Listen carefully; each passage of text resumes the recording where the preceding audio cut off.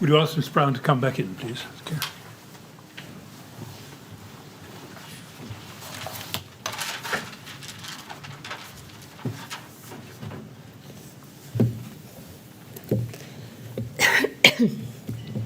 All right, ready to carry on? Yes. Thank you. It'll take a moment to get organised. Just glasses. Yes, Mr. Bennett. Yes, Mr. Chairman. Ms Brown, I just want to revisit something we touched on earlier today, briefly again. TMO at the Rugby Portobello Club. First, do you know where the TMO staff physically placed themselves within the club premises? So from Maria Sharple's evidence, I can see that she was saying that they had a table on the ground floor, and then they were seeing people there as they came in, and then they were directing people upstairs. Right. So were you aware of the layout of the club? You've got a small reception and a larger subterranean area. I'm sorry, I wasn't in there, so I don't know it directly. I just know that from her evidence, that's what she was saying, and I think I don't know any more than that. But I just thought it was a table near the front, on the ground floor. Right, and that's where you thought, is this right, the TMO staff were located? Yes, because she was my head of service in that rest centre. That's what she gives as her evidence. Right, I see. So what you know is based on her evidence rather than your own knowledge on that? What I know is that there were a substantial amount of our staff in the Rugby Portobello Club. Where they physically were in relation to anywhere else, I don't know. Okay. Now, let's turn to the 15th of June 2017, and I want to ask you about the communication with evacuated residents. Can we go, please, first to your fifth statement, page 9, paragraph 46. We're now at the 15th of June, Ms Brown, and you say in that paragraph, on this date, my neighbourhood TMO team carried out a first phone round to Finger Block and Treadgold House residents to offer support and to identify where they were in hotels or staying with family and friends, etc. Now, we've already established that there was no process in place, as I think you've told us, on the 14th of June to identify evacuated non-Grenfell residents. Can you confirm for us that this was the first time that attempts were made to contact evacuated residents from those buildings? Other than at the rest centres the day before, yes. Yes. Now, what time did your team begin these phone calls to evacuated residents? I don't know precisely, but I know they were done during the day. Right. Can I take you then to TMO 100366636?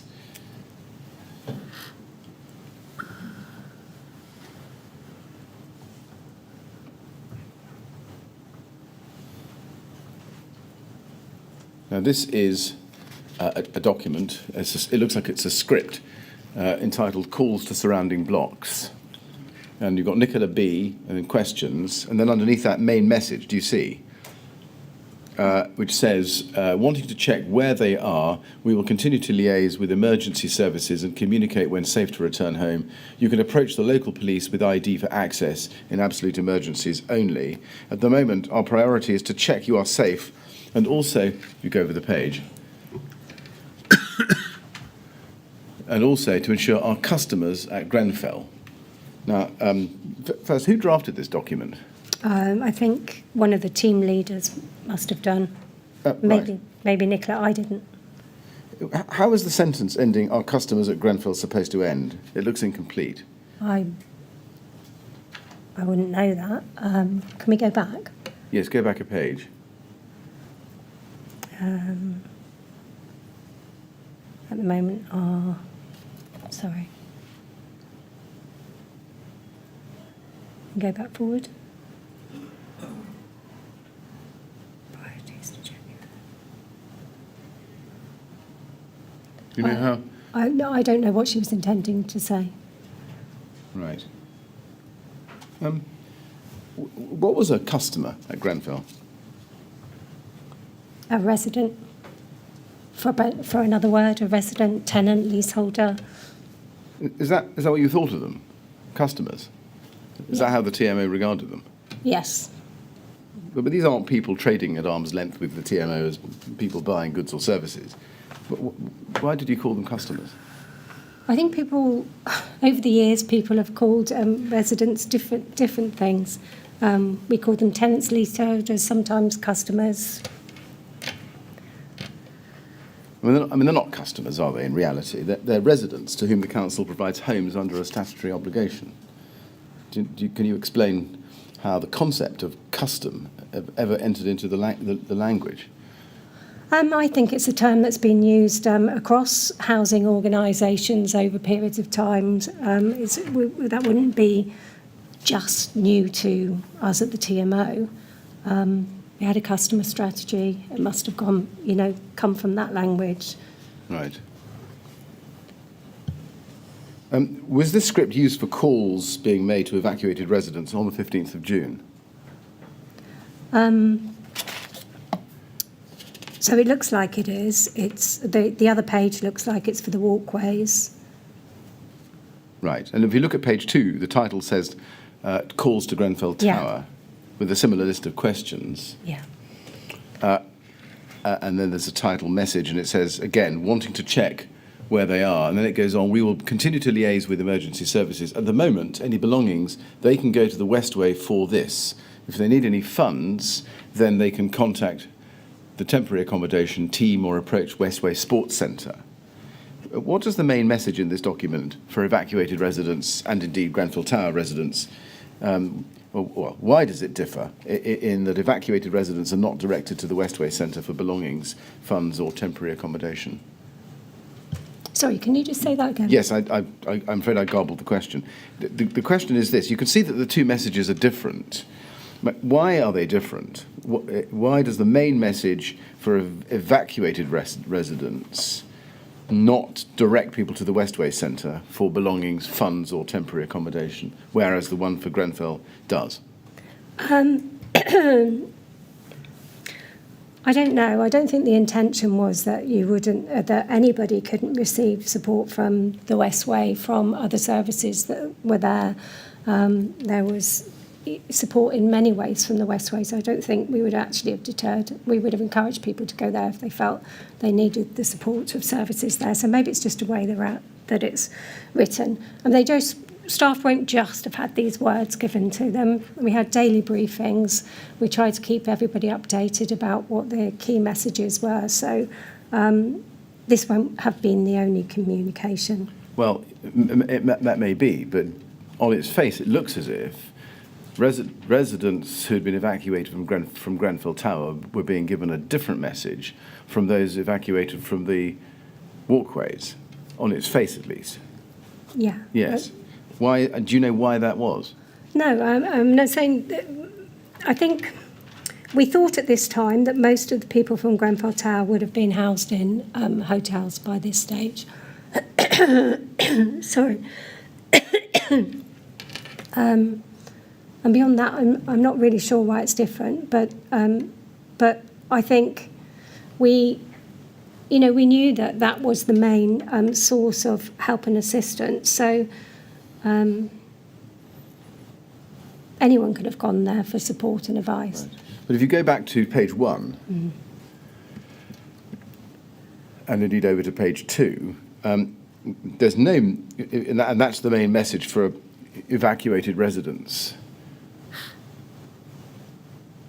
from the walkways. There's no indication in there of any support being offered at all, is there? Unlike the message to the Grenfell Tower evacuation. Okay, so the residents of the walkways, we're just checking to see where they are at this stage. This is in the day. What I had been hoping for, and I was waiting for instructions from RBKC, was to be allowed to go back into the cordon area, into the walkways, and I had a team of staff on hand all day, ready to go and physically door knock, check people whether people needed any help and support. And in those visits and door knocks, we did very much sign people to support from other services, and that would have been also going to the Westway if they wanted to. I mean, given that the policy had changed the previous afternoon and that those evacuated from the walkway buildings were also to be accommodated overnight at the Westway. What was the rationale at this stage, morning of the 15th of June, for any different message? Any message different from that which was being given to the Grenfell Tower evacuees? Well, I think there was some confusion in this, because my understanding is that nobody in the walkways had been allowed to go home. I had understood that they'd been evacuated by the police. But when we did these door knocks, we found that some people had been allowed through the cordon, and I think there's some evidence from one of my colleagues who was saying that in these phone rounds we found that there were about, I think it was 56 people who had already been allowed in the day before. Well, let's look at TMO 100366651. This is an email from Angelique Noble to you and other TMO staff at 1826 on the 15th of June, as you can see. And we can see the table underneath it.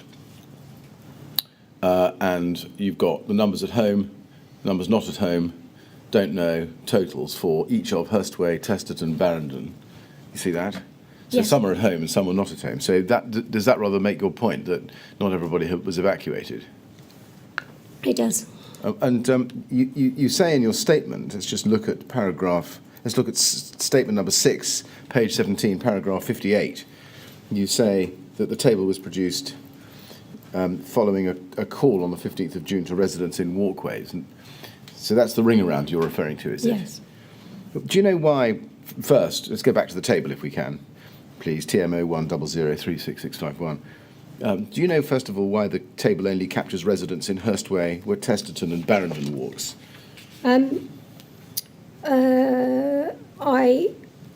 I believe that Bramley were all back as far as we knew it, and I think Treadgold House we would have done a separate ring around. This is just reporting on these. I suspect you will be able to find something separate on Treadgold. Right. What about Grenfell Walk, the two buildings just to the south of the tower? Grenfell Walk we would have called around, but I think that would have been... my recollection is that they were then recorded. There was a spreadsheet with Grenfell Tower and Grenfell Walk then separated, and we updated that list separately. Right. And do these numbers represent individual people or households? The individual numbers. It's numbered based on contacts. I'm not quite sure. I would imagine this is households, Right. but I'm not quite sure. And can you account for why it was that some were at home and some were not? No, I can't. Why some were at home and I was. Because some had been let through by the police, and when we did the door knock the next day, we found some people saying they actually weren't evacuated. So I didn't really ever understand that. I see. So if you or the council was trying to get a handle on how many evacuees you or they had to prepare for on the 14th, how did you, if you did, how did you cater for the fact that a large percentage were not being evacuated at all? I couldn't have accounted for it if I didn't know that they weren't being evacuated. I didn't. I thought they were. I thought everyone had been evacuated. Now you've got. I'm right, am I, in thinking that the line that reads "do not know" is actually not at home, but do not know where they are? Yeah. Yeah. Yes, at that particular time. This is just a snapshot because there were other details of it. Yes, thank you. Right. I mean, can that be right? Looking at the totals, you've got 56 at home, 95 not at home, and then 216, which isn't a... How does the 216 relate to the 95? So the 90...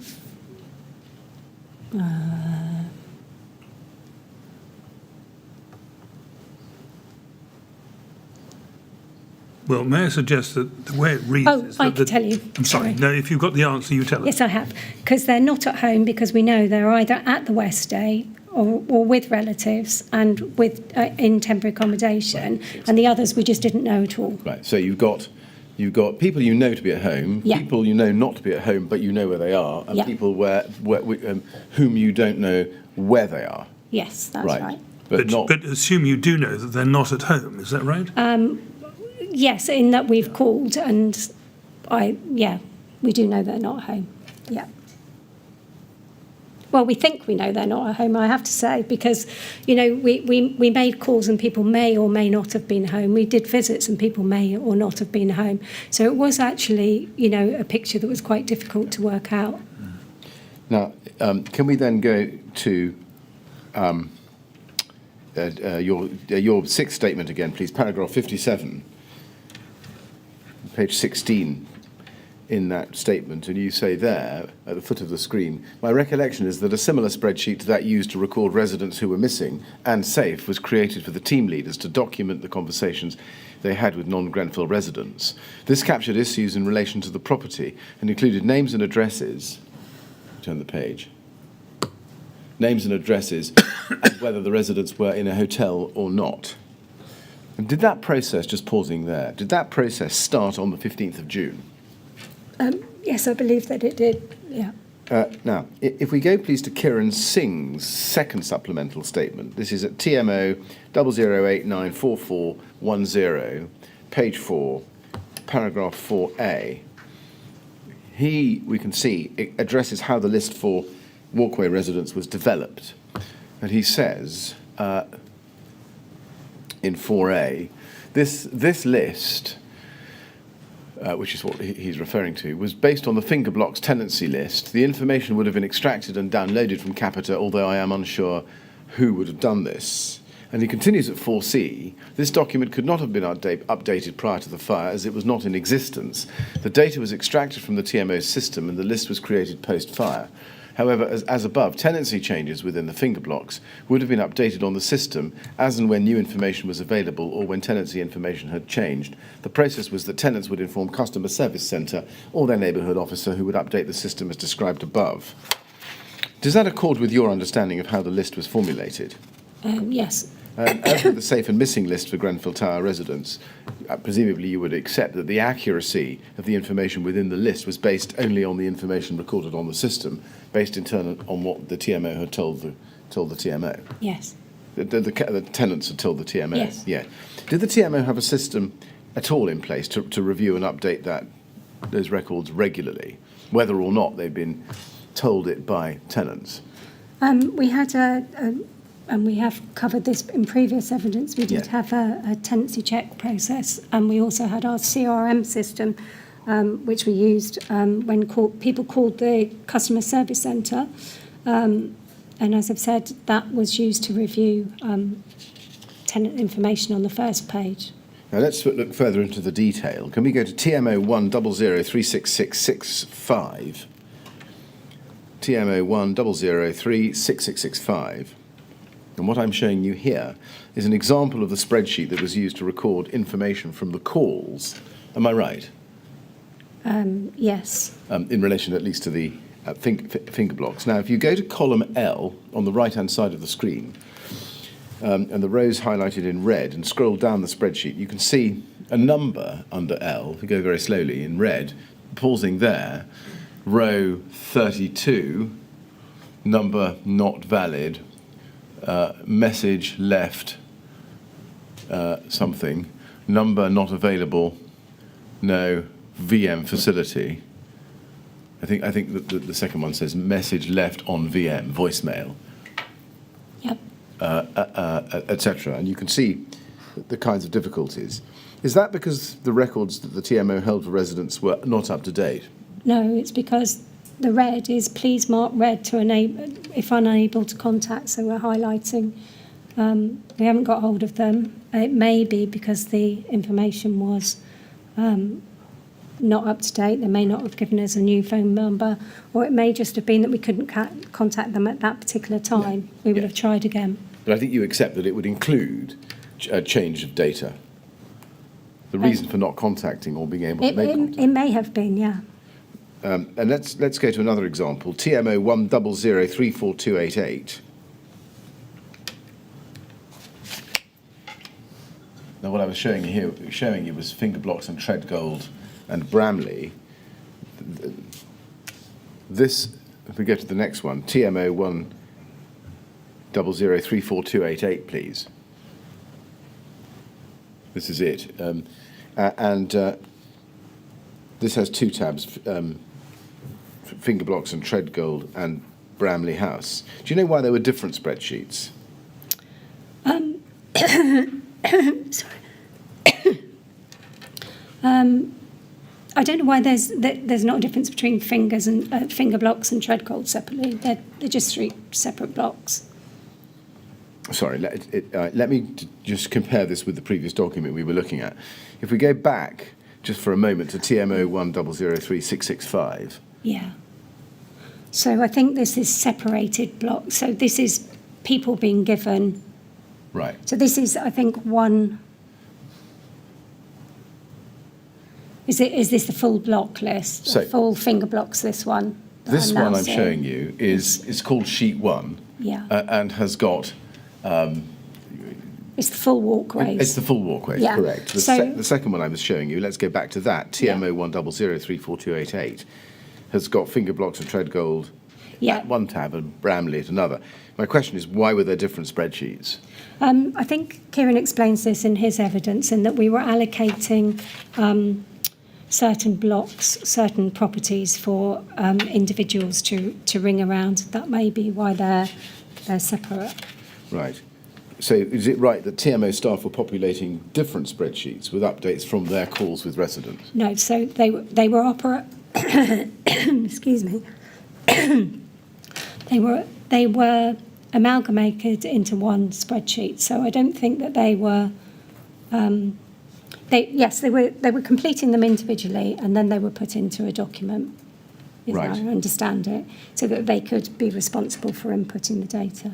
Now, if you scroll across, hold on a moment. If you scroll across slowly, you can see. Keep going. Keep going. So you keep going. You've got a lot of redacted information there. Just look at the kinds of redactions. You've got columns, stop there please, for age, language, then under V, visual impairment, W, hearing impairment, X, physical disability, Y, vulnerable physical disability, Z, mental health, vulnerable mental health, learning difficulty, wheelchair user, mobility, and mobility difficult, vulnerable to harassment, disabled question mark. There's a lot of different categorizations of vulnerability on that spreadsheet. Now, they've all been redacted. Can I compare that, though, with another example? This time this relates to Grenfell Walk, TMO 100017543. This is for Grenfell Walk. As you can see, we're actually on the Grenfell Tower tab. If we can click on Grenfell Walk and scroll across again slowly in the same way that we did with the last spreadsheet, we've got age redacted, and then redactions in K to P, columns K to P. Keep going across, but there nothing else. Is it the position that the information in the columns that have the redacted blocks was the same so far as vulnerability was concerned, or is it the case that this spreadsheet didn't have any columns in it capturing data on vulnerabilities as we saw in the previous document? I don't think I know the answer to that. I can't see. I don't know what they are. We would have had the same range of information available on all residents, because it was adapted. It was extracted from the Capita database. Do we not have an unredacted version, Mr. Millett? Well, I'm trying to ask the question without doing it. Yeah. Oh, no, if you need the information, I imagine we've got it. Yes, I'm standing here. I'm not sure of the answer to that question. No. let me try it this way. Do you remember there being different kinds of spreadsheets? Some of which had the data in it, and some of which didn't. I don't specifically remember that, but we would have had access to the same range of data. Yeah. Let's then turn to a different topic, which is the return of the evacuated residents. Let's go to your fifth statement, please, paragraph 56, where on page 11 you say, there, just below halfway down, the role of TMO was to facilitate residents moving back, to offer support and signpost into support services where needed. A team of 15 TMO staff, including myself, conducted a door knock of all properties in the walkways to check on residents and advise them of up-to-date information about services and to direct residents to support/counselling services where required. A sheet was completed for each occupant, noting key issues. The environmental services team at the TMO collated this information. Now, was this role assigned to the TMO specifically by RBKC, or was it a role that the TMO assumed voluntarily? Returning residents or going to visit them? Facilitating residents moving back in, or supporting signposting? So the decision to return residents was made by the council, and then we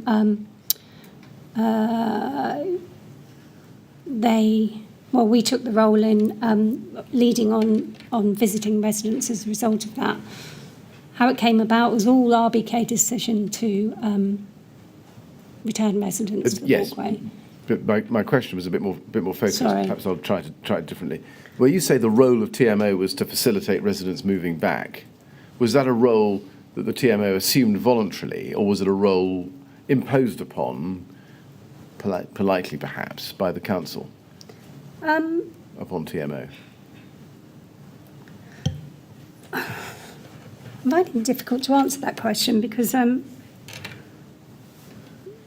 probably because I'm thinking why you're asking me, because we were told that residents were moving back, and then it was obviously clearly our role to be the first point of contact and communicate with those residents, and that wasn't forced on us. We did that willingly. All right, but I think what you're saying is that you were told by RBKC that the buildings were safe for them to move back into, and then it was left to you to work out how to do it. Yes. Is that the position? That's it. Right. Let's go then to your sixth statement, please, page 16, paragraph 54, where you, if we go to page 16, paragraph 54, top of the screen, you say, I was located at the TMO's office in Portobello, responding to queries and waiting to be mobilised to knock on the doors of residents returning to the walkways to offer support and see what cleaning and repairs were required. I could only be mobilised once confirmation was received from the BEC that this had been authorised by Gold Group. That's correct, is it? Yes. You were waiting for Gold to give the go-ahead. If we then go to your fifth statement then, in light of that, and go please to page 9, paragraph 45, you say there that you recall having, on the 15th of June, having discussions with Stuart Priestley from RBKC BEC. And you say, the BEC, who had advised that consideration was being given at that time to return residents evacuated in the surrounding areas of the tower. I recall discussing the possible impact on residents if this went ahead, advising that if residents returned home, they would have no gas/boiler and consequently no hot water or cooking facilities, as the surrounding areas ran off the tower's heating/hot water services. We also needed to repair damaged doors where the police had forced entry, and I suggested that returning residents should not be rushed back until we could ensure proper provision of services, rerouting of refuse arrangements, and cleaning of the area. The door entry system also needed to be rerouted. Now, I think it's right, isn't it, that you are sharing concerns that you had about the return of evacuated residents? Yes, with Stuart Priestley. With Stuart Priestley of RBKC? Yes. Do you remember when on the 15th of June you had that conversation? I thought it was quite early in the morning. Right. And how did Stuart Priestley respond to your concern? I said in my statement I can't actually remember what he said. I thought he was going to take away my concerns and feed them into the BEC. Right. I mean, put it this way, he didn't give you any reason to think, or did he, that he wouldn't feed them into the BEC and act on it? No.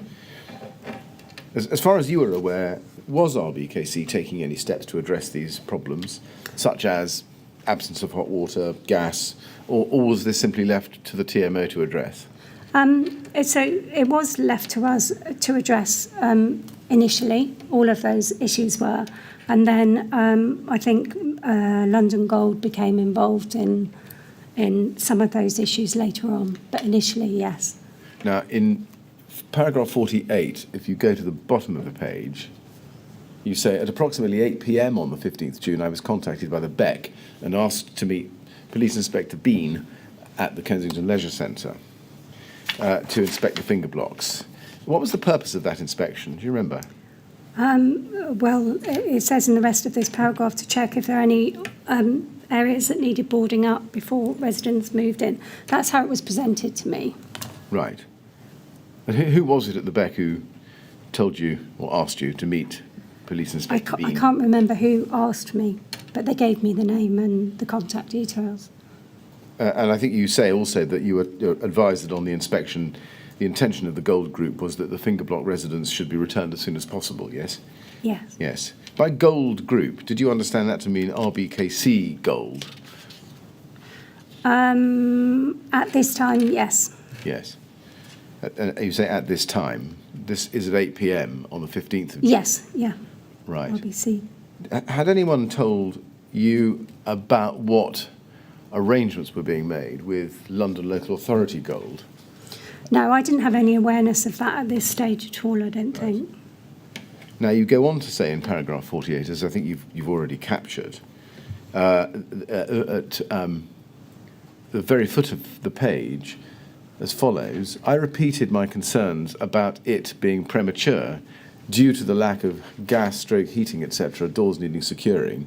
Fire exits from the 300 blocks provided access directly onto Grenfell Walk, the area in front of the tower with direct views onto the tower, and Grenfell Walk where there was still debris falling. Now, you say the 300 blocks. What do you mean there? So we looked at a picture, a map earlier of the Yes. walkway. So the 300s were the area nearest to the tower. So just parallel with Grenfell Walk. I see. So the what we would call the finger blocks, I think. Yes, sorry. So, right. Call them different things. Hurstway, Barrington and Testerton. Yeah, so at the bottom of those, Yes. nearest to I see. Grenfell Tower. Right. And who did you repeat those concerns to? I called my manager, Sasha Jevons. And in your view, were those properties in a fit state for people to be living in? I didn't go into the individual flats. I was concerned when I did the walk around that night that there was still water lying on some of the floors where the fire brigade had run their hoses through the block. So I was concerned about any immediate need to deal with that and to do some electric checks. So I was concerned that there was a lot of work for us to do. And what about security? Doors broken into? Yeah, I was concerned about the doors being broken into. In fact, because they, when people are evacuated, the fire brigade broke them open. But I did have an RD representative with us, came along on that walkabout to make the doors safe, and he did work overnight to try and secure some of those doors that evening. And RD is Repairs Direct? Sorry, yes. Yeah. What did you tell Sasha Jevons? I repeated the concerns that I had about, the condition that we need to do the heating, hot water, I knew the door entry wasn't operating. How did she respond? I think she shared those concerns, and then she in turn spoke to Laura about them, yes. Laura Johnson. And as you say in the last sentence of this paragraph, she told you that, quotes, Laura said we had to go with the Gold Group decision. That's right, is it? Yes. Yes. Did Sasha Jevons tell Laura Johnson about the concerns that you shared about the risks of returning residents coming back into the walkway properties? I believe she made her aware of what the issues were, yes. Now, were you at the time, what was your view at the time about whether the council were engaging appropriately with the significant issues that you could see affecting returning evacuees coming back to the walkway properties? I think the discussion very quickly moved to, how would we solve the problems? How would we get on and, make residents as comfortable as possible? Yes, but my question was, what was your view about whether the council was engaging in that process? Well, engaging in helping us or engaging knowing about it? Engaging in whether it was appropriate to allow evacuees to return, given the problems that you can identify. I think they'd made the decision. At this point in time, they had a huge amount of people in hotel accommodation in the middle of the summer, and I think they had some very difficult decisions to make about, where all these people were going to go. Right. So is it your evidence or is it your recollection that RBKC sought to return evacuated residents as soon as possible, despite the serious issues with the properties? We certainly carried on and returned residents to the properties at this stage. And that was because of the lack of availability, is this right, of available emergency accommodation? Well, the council are best to answer that. I can't answer their decision, but that seemed to be the reason. And also, I think, we thought that we could solve some of these problems. You go on to paragraph 59, I think, of your statement, at page 17, to say, after speaking with Inspector Charles Bean, I understood that a decision to allow residents to return had been made in principle by Gold Group by the evening of 15th of June 2017. However, this was not formally implemented until the following day when we received further instructions. Therefore, whilst we later found out that some residents had begun to return by this point, this was prior to authorisation by Gold Group. And then at 75, in your fifth statement, if we can just jump to that, fifth statement, page 15, paragraph 75, you say, in the last sentence, as regards residents being forced to move back to their homes, TMA were advised to implement the Gold Group decision. Did you disagree with that decision at the time? I had concerns about the condition of the properties, but I think I also understood that they had concerns about the ability to essentially rehouse, potentially 845 people. And the complexity of that. So I think at this point I turned my attention to focus on, what could I do to clean the water, what could I do to clean the properties, and I moved on to focusing on solving the other problems. Right, and I think you say also that some of the residents had returned to the walkway properties before Gold had made its decision. Yeah, and in the door knocks we did find that some people said they wanted to remain there, they preferred to be there than in hotel accommodation. Yes, and I think it's right, isn't it, that there was confusing information throughout the 15th coming from the Beck about whether or not walkways residents were being allowed back into their homes. Sorry, on the 15th? Yes. Well, I had to wait for a decision for a while, yes, that's right. Well, let's go to TMO 100355610.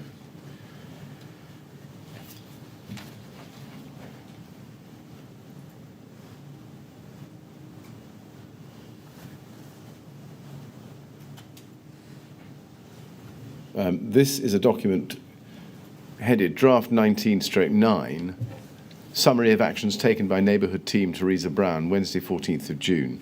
I think this is a document you drafted, is it? Yeah, that's right. Yes, and after the fire, sometime after the fire.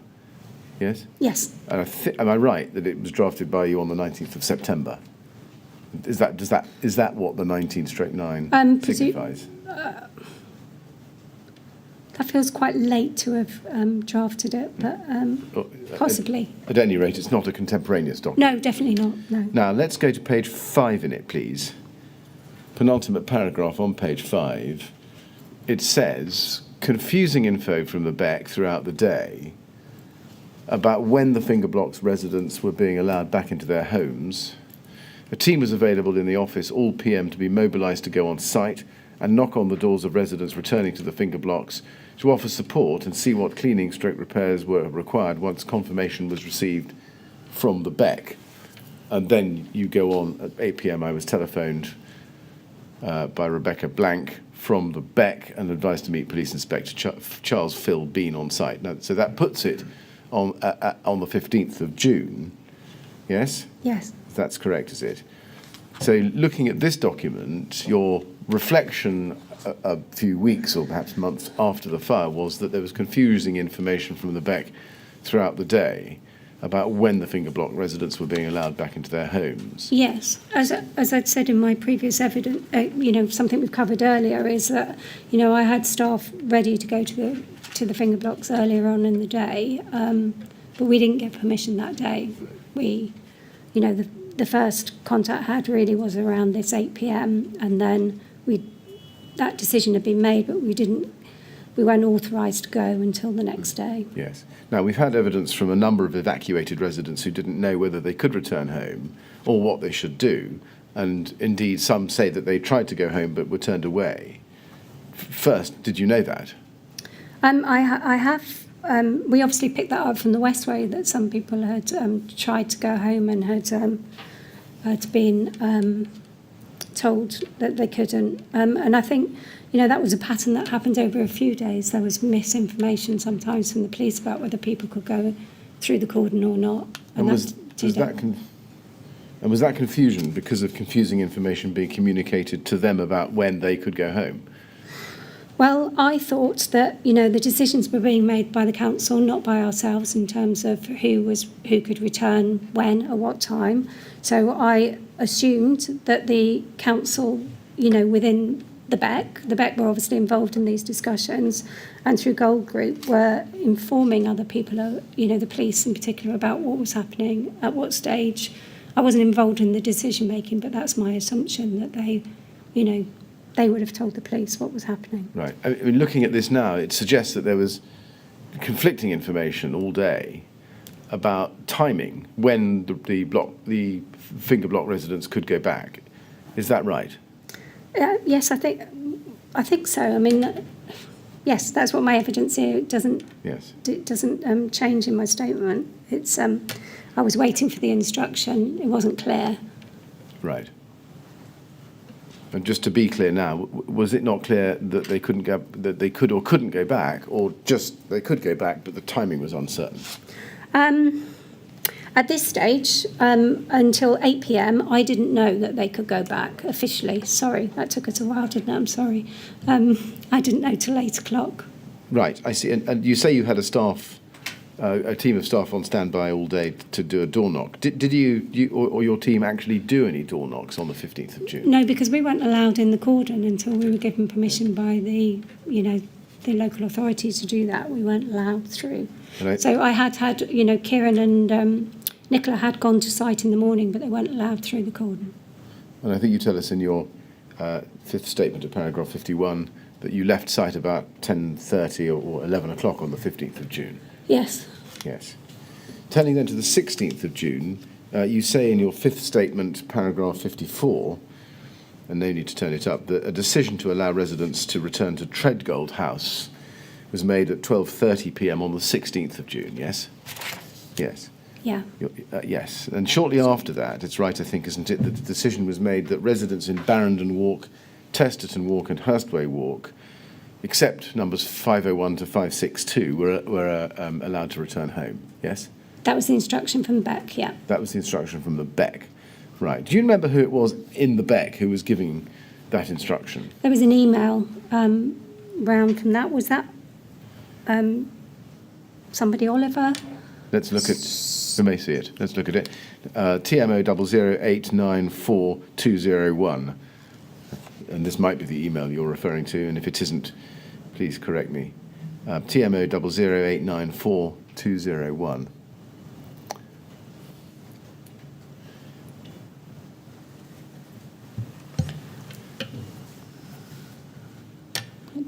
And if you look at the very foot of the page, page 1, there's an email from the Beck at 12:45 to Amanda Johnson in RBKC that appears to be passed on somehow to Kieran Singh because he attaches it. She sends it to you, I think, in fact. Yes, she does. As you can see from the email above it, and then you send it presumably to Kieran Singh. But the message itself at the foot of 1 says hello, and then over to the page, top of page 2, this is a message from the Lalo on site at 12:21. Residents of Barrington Walk, Testerton Walk, Hurstway Walk, except numbers 501 to 562, Treadgold Street, are able to return to their properties. There are currently issues with gas and electricity supplies, but this is being looked into. Thank you, Oliver Turner. Is that the email you were thinking about? Now, you say in your fifth statement, page 56, page 11, no need to see it, that following the Gold Group decision, you organised 11 TMO officers to start a ring round of tenants, telling them that they could go home, updating them on the situation with heating and hot water, and advising them that there were washing facilities at the Westway. Is that correct? Yes. And I think also a team of 15 staff to do the door knock that you've already told us about. Yes. What specific information and support were you providing in the ring round exercise? So we were telling them that they could go home. We were telling them that we were dealing with the issue of heating and hot water. Right. At that stage, yes, we were informing them of what the situation was. And during the course of the next few days, we gave them more information about that. Right. And during the door knock exercise, which was a different exercise, what specific information and support were your team offering? So we were checking on their welfare, referring people into support services where they needed one. We were asking if they needed any repairs, if there was any cleaning that was needed to be done in their properties. So if there was any debris on their balconies. Also, we were doing electric checks during this period of time because I'd asked RD to do that after we'd been aware about the water issues. So we would have done that in properties as well. And we were also repairing doors at this stage. So, as I said, we had our RD with us on the door knocks. So we were identifying who needed a door repaired. And were door knocks also undertaken for residents of Treadgold House? Yes, there was a separate team sent to Treadgold House. If we go to your sixth statement, please, page 20, paragraph 69.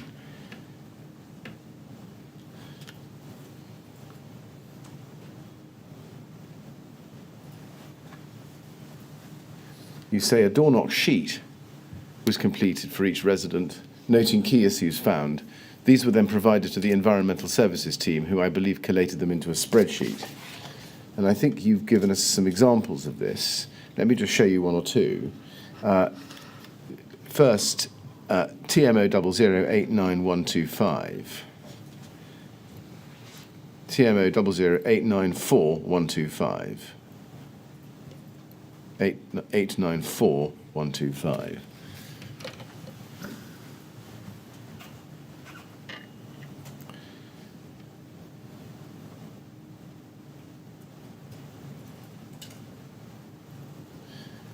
And this one says 16th June 17 recorded, name Hurstway, address, and there's a name there, an individual's name, repair issues, no hot water recorded. You see that? Yeah. When was the template created, first of all? Do you know? I don't know precisely, but obviously before we did those... Was it one you already had, or was it created in... I think it was created by the team leaders or heads of service during, for the door knock. Right. And this is an example of residents being recorded with no hot water? No, I think recorded here means the same as it did on the other list, so it's been recorded and put on the spreadsheet. Right. Now, if we go to TMO 00894 126,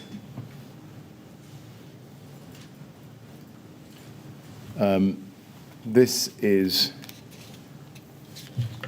I think, is this right, an example of someone whose name was not on the list? If you look halfway down the page, Mrs. Jones, Barrington Walk, name not on list. What is the list? Is that the downloaded spreadsheet? I suspect so, yes. Right. And I think we can find another one of where the resident isn't at home. It's TMO 00894 128. And there's no address there, it just says test. Maybe that's a number, Testerton and Walk. Yes, I think it is. No answer. No answer. Is that an example of a resident being knocked on, but not going there. home? Not there. Yeah. Right. Now, they all say at the top, 16/06/17 recorded. What does that mean? So that's 16th of June, 17. Yes. And recorded, does that mean taken into a spreadsheet? Yes. And how was the information from these notes fed into the spreadsheets we've looked at? So Kieran in his evidence gives the best detail on that. So the officers who were allocated those sets of properties would upload their information into the spreadsheet, and that spreadsheet was collated and kept centrally and updated during this following this round of walkarounds, and on the 19th and 20th, and going on as we continued our door knocks, same process. Right. I mean, there looks, from what you've been telling us, to have been a number of different ways of collating information about evacuated residents. Did you have concerns at the time about whether this information was being properly centralised and was accurate? I think there was a process for it. I think Kieran's very clear in his statement, the process, and officers seem to have followed that process in the data. I'm sorry. I think you identified a number of properties with balconies overlooking Grenfell Tower and decided that it wouldn't be appropriate for those residents to return. Is that right? Yes, that's correct. They were really, really in close proximity to the tower, and they could obviously see all of the LFB activity, and we just didn't think it was appropriate for those people to return. Right. And how many properties did that relate to? They're all recorded in our emails going forward. I think, off the top of my head, about 7, maybe. Sorry, I can't remember the numbers. I've seen the emails loads, but can't remember the numbers. And you say that you organised a further ring round of those residents, telling them not to go home, but to go to the Westway. Yes, that's right. We identified it, and then focused on calling them. Did you come across a situation where one of the residents wasn't contactable, so that you couldn't tell them not to go home, but to go to the Westway instead? Well, if we did on that day, we would have tried again another day. I do know that. Did any of them tell you that, distressing or not, they wanted to go back home and be in their own homes rather than staying in temporary accommodation? I do believe that there was one family that I remember, yes. And what happened to them? Did you allow them to go back? Yes. We wouldn't have stopped somebody if that's what they wanted to do. It was more about, trying to be thoughtful, not to be restrictive. Right. Now, if we go, please, to your fifth statement, please, paragraph 58 on page 12. You say there, at the top of the page, a text burst was sent to all residents from Barrington Walk, Treadgold Walk and Hurstway, asking them to return home and advising support was available at the Westway, and you produce it at TB20. Yeah. Just before I show it to you, you told us that some residents weren't supposed to return home. How did you make sure that those residents didn't get this text burst? I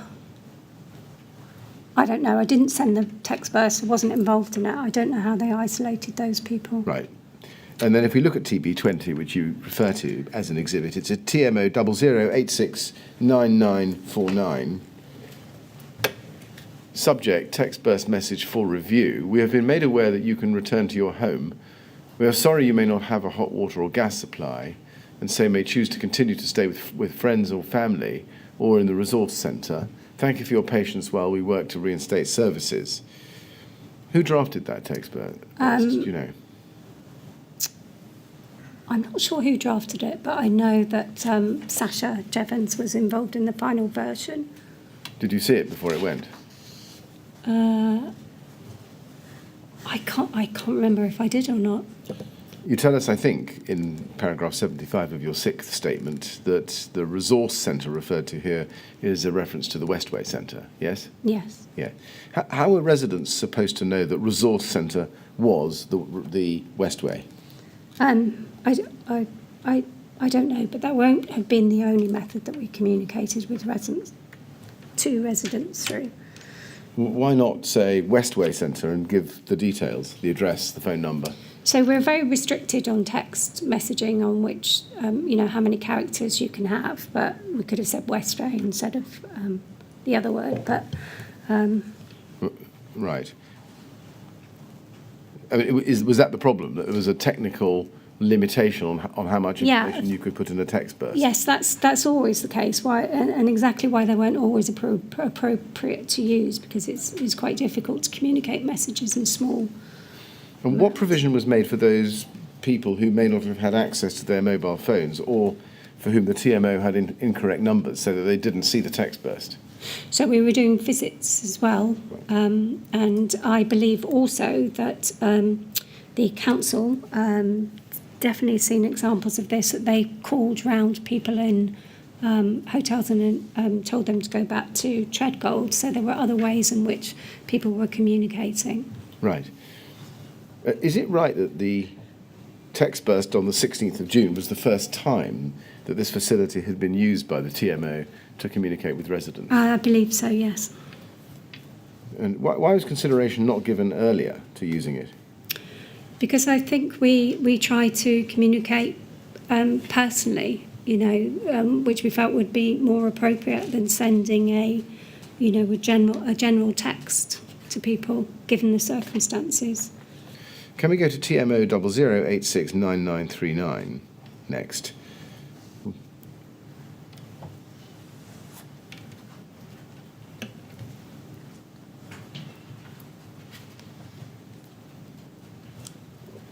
And what I'm showing you here is an email from Kieran Singh to Robert Shaw at RBKC on this time the 17th of June at 2017 at 12:41, outlining the activities that had taken place on the 16th of June. He says, Rob, this may help our updated contact list for the finger blocks, Treadgold House and Bramley House. Bramley is no longer an issue. All are back. Is that right, that by 12:41 on the 17th of June, that was the Saturday, all were back? He's relating to Bramley. He's talking about Bramley, though. Bramley. Oh, I see. All are back at Bramley. Yeah. And then he goes on to say, we did a text burst to all around 4 p.m. yesterday, which says it is safe to return and support is still available from Westway. We also contacted those individual properties on my previous email to advise them it was not safe for them to return, and I believe those flats were offered alternative accommodation until Monday. This was due to their balconies directly facing the tower and being very close to the tower so they could see any activity happening inside the tower by LFB, etc. Were you aware of offers of alternative accommodation only being made available to those residents up until the Monday following the fire, so the 19th? I suppose I must have been, if Kieran knew about it, I suppose I did know that, but it doesn't.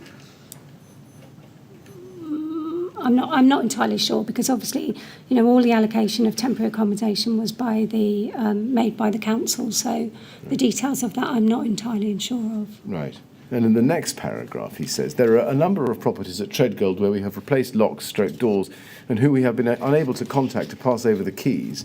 We have people on site now to distribute these, but I believe they will be going into the Westway to provide an update and to see if we can keep these centrally, so everyone knows where to go to collect them, rather than ringing round various people. Yeah. Is it right that some residents therefore couldn't access their homes until they had this information, because they wouldn't have had keys to get in because the locks had been changed? So we made arrangements for these keys to be held somewhere. We did an update to our customer service centre for anybody phoning in to be told where they were exactly. That messaging was repeated onto our out-of-hours contractor as well. And people at the Westway knew the position and where to collect the keys. We made sure that those arrangements were in place over the weekend. Right. Now let's look at the update. Tell me if this is what you're referring to. This is at TMO 00869946. Let's just see. This is an email from Olivia Hutchison on the 16th of June at 18:45 in the evening on that day to supervisors at Pinnacle and Customer Services. Copied to, among other people, you and Kieran Singh, Subject KCTMO handover for the weekend. This is of course Friday evening now. Grenfell Tower and surrounding areas. Hi team, here is an update for tonight's shift. The main focus today was helping residents who were displaced after the fire back home. Please note the following updates for these blocks, and there is the set of information. All are allowed to return to Hurstway apart from 3 addresses. All are allowed to return to Testerton apart from 5 addresses, and everyone back to Barrington. Grenfell Walk not allowed to return as location is so near to the tower. And then Treadgold allowed to return, but with emergency lock changes. Yes, you see that? Yes. What arrangements were in place for the properties that were not safe for return, or for those with emergency lock changes? So that those not safe not to return were the people we just talked about on Grenfell, on the balconies. So we'd already communicated with them. And then, sorry, can you tell me your question again? Yes, you've dealt with those, but what about those who were locked out? So, was there a system for getting information to them so that they knew where to pick up their keys, the new keys? the rest of this email explains the arrangement that was made. So I think we would have tried to call them where we could, and we also wanted our out-of-hours contractor to know the arrangements should any of the residents call directly into the customer service centre. And how was the information that was needed by Grenfell Walk residents communicated to them, that they weren't allowed to return and had to go to the Westway Centre? Well, it would have been communicated by us through rest centres, possibly by the council if they'd house people by then, or if they come into the rest centres during the day and seen the council, through phone arounds. All of the methods that we've discussed earlier is what we would have been trying at during these days. Turning then to the period 17th to the 20th of June, I think it's right that you continued with your actions relating to the return of residents to their homes and communicating requests for information onto the council. Yes? Yes, that's right, and a number of other things. Yes. Can we go then to TMO 00869948? This is an email that you exhibit to your 5th statement, paragraph 74, and it's from Councillor Blakeman, sent at 6:57 in the morning on the 19th of June. That's the Monday after the fire. It sent to a number, as you can see, a number of RBKC councillors and staff, and it says this: can someone please advise urgently and take action on the situation of the evacuees who have been forced to move back to their entirely unsuitable and probably unsafe homes at Barrington Walk and Testerton Walk? The walkway doors are being left open and people are getting in and trying to rob the homes. Please end this chaos and at least let the ward councillors know who we are supposed to contact on all the issues residents are bringing to us. Now, you've already told us about the concerns that you had about the return of evacuated residents earlier in the week. By the 19th of June, which, as I say, was the Monday after the fire, did you share Councillor Blakeman's concerns about evacuees being forced to move back to, as she put it, entirely unsuitable homes? So, on part of the work that I did, one of the first things I did on the walk around on the 16th was to make sure that there were police officers placed on what I call the blue dot map, which is the map that we were all looking at earlier. So I made sure that because I knew the door entry system wasn't working, so I arranged for police officers to be placed, I think it's in 9 locations, which are basically the entrances to all of those walkway blocks and at the end going on to Grenfell Tower. So, I'd recognise that this is an issue and I'd try to solve it by making sure that there was a police presence there to stop people running through, to protect the properties. So in terms of security, I didn't think this was an issue, or we'd done everything we could at that stage to try and protect the blocks. Now, as you can see from the heading, the email goes to a number of councillors, including the leader of the council, but also to Yes, to the leader of the council, and it says subject message from Mr. Holgate. It doesn't come to the TMO, but it does come to the TMO by forwarding. If we go, please, to TMO 00869988. And you could see that the BEC forwards this email on to you a little later that morning, not much later that morning, Yes. 19th of June 2017, copied to Nicholas Holgate. And it says, Dear Teresa and Robert, please see email below, originally from Councillor Blakeman. We were aware that police were having issues with residents gaining access to the safety cordon, but not that there were issues with thefts from residential premises. Please consider for urgent action and copy the BEC into your response to the councillor. Kind regards, Karen Crook. Now, a number of questions about that. First, is it correct that the BEC essentially delegated these issues about evacuated residents' properties to you, the TMO? Yes. Yes. And in your view, who had, or your understanding at the time, who had overall responsibility for the emergency response in respect of evacuated residents from the walkways? Was it the TMO or was it the council? No, we had sort of operational ability to, do the best we could within the walkways, but we certainly weren't we certainly weren't in control of the decision making about what was happening within. Right. It was very much still under the control of the council. Right. But in operational terms, would it be right to say that in the days following the fire, the TMO were just left to get on with it by the council in respect of the needs of evacuated residents? We were certainly working on all the solutions we could to try and make people as comfortable as possible. But the council, particularly, Amanda Johnson and Laura Johnson, they knew exactly what we were doing, what the issues were and how we were trying to address them. Later on there was some help with some of the specific issues, but I'm sure we'll come to that. Well, Amanda Johnson and Laura Johnson knew exactly what you were doing, but were they providing you, was the council providing you, the TMO, with any actual support, any actual resources? Not at this stage. No. Did you receive any actual support from the TMO executive team and the TMO leadership in relation to provisioning for the needs of evacuated residents and facilitating their return home? I received support from my manager, who's part of the executive team. I was constantly updating her and the executive team in what we were doing. Yes, and I was working with my colleagues across the council, across the TMO, particularly my colleague from RD, Graham Webb, at this stage and he was supporting us in all the repairs issues, and our assets team were helping with the door entry issues and boiler issues. I mean, what support did you get from your manager? You were constantly updating her, but what was she helping you with? This is Sasha Jevons, I think. Yes, at this stage, not at this stage.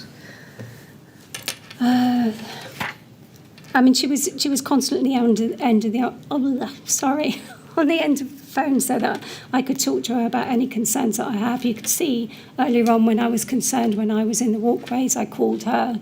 She listened to the issues and dealt with them.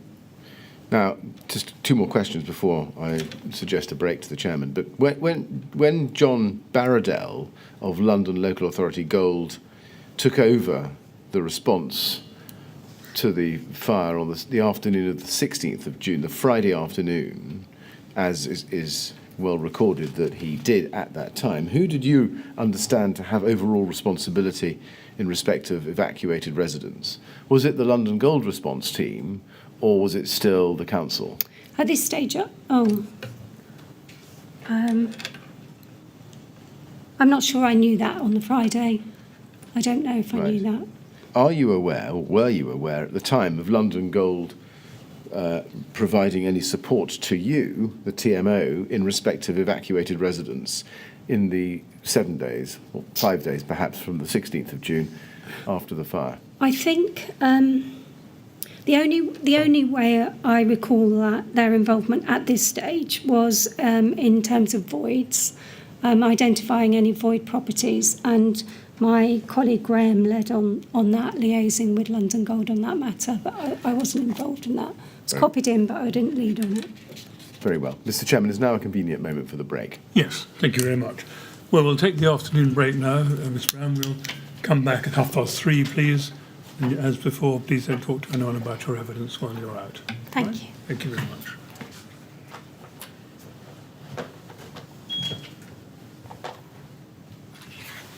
Thank you very much. 3:30, please.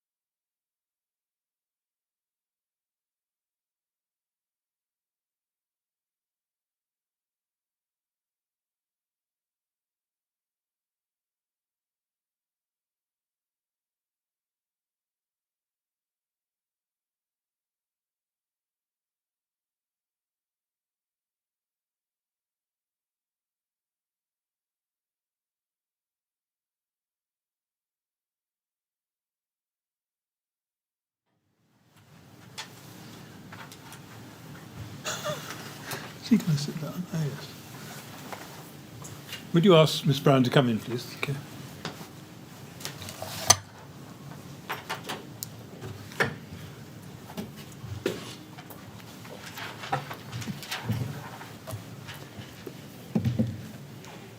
Right, Mrs. Brown, ready to carry on? Yes. Good, thank you very much. Yes, Mr. Yes, Mr. Chairman, just a couple of communications questions, technical though they may be. The first is text burst. You said there was a character limit on the number of characters you could put into a text burst. Was any thought given to sending two text bursts, one with one part of the information and the second one with more information? I'm sure that could have been a possibility. I wasn't involved in one of the things I wasn't involved is the text messaging and the context of that. I think, yeah, partly because of, yeah. All right. So I don't know.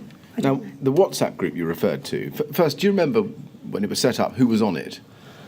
So the text burst was set up with all of my main heads of service, team leaders, and some other people who were on the ground on the day. And do you know why, was any thought given to including any people from RBKC on it, such as the Beck? No, because it was really about our internal communication and moving people around from the rest centre. It was about us organising our staff, so communicating messages and information that we needed to share with residents. Right. But why keep that from RBKC? Why not bring them in? Because a lot of the information, because it was about our organisation of our staff, so I didn't need to be involved in that. In terms of the messaging that we were communicating via WhatsApp was probably coming from the council anyway, so there was no need to re-loop them into the messaging around rest centres closing and things like that.